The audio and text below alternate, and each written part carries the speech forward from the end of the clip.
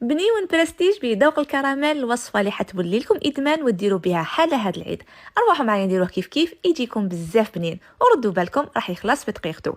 كل مقادير تلقاوها مكتوبه بالتفصيل اسفل الفيديو. تبعوا معايا. الحاجه الاولى نسبق ندوب الشوكولا، رايحه نستعمل الشوكولا البيضاء ندوبها في حمام مائي، من بعد نزيد لها منكه الكراميل، وراح نستعمل معكم هاد القوالب تاع السيليكون اللي راهم دايرين نطليهم مليح بالشوكولا ونخليهم في الثلاجه واحد الخمس دقائق. ومن جهه نخلط كيلو مكسرات محمصين ومرحيين مع كيلو فريتين، كيلو غوفريت وكيلو بسكوي مرحي وزوج مغارف كاكاو. من الافضل تستعملوا الكاكاو البني، ونزيد لهم رشه ملح ونضمهم بالحليب المركز مع نطاملي، راح يمد لكم ذوق رائع للبنيون. ونزيد لهم غرفه كريمه البندق ونطمها تحصلوا على عجينه بهذا القوام. نعاود نجيب قالب السيليكون ديالي بعد ما نشفت الشوكولا ونعمرهم بالكراميل داكن من عند طاملي. شوفوا قبل ما تستعملوه ذوبوه في حمام مائي، من بعد تحصلوا على هذا القوام. اذا ما كانش عندكم لابوش حطوا عبر مغرفه صغيره في قلب كل حبه، من بعد نغطيه كامل بالعجينه ونسقمهم مليح ونخليهم يشدوا روحهم واحد الخمس دقائق ونحيهم. وما تخافوش راح يتنحاو معكم بكل سهوله، وشوفوا لي النتيجه. ولحقنا المرحله الاخيره وين رايحه نزيد لهم الكراميل من الفوق في قلب كل حبه، والتزيين اكيد يبقى اختياري، ديروا واش كان عندكم في الدار وواش قدركم ربي، وشوفوا لي داك الزين. صدقوني يجيكم بزاف بنين وما يتشبعش.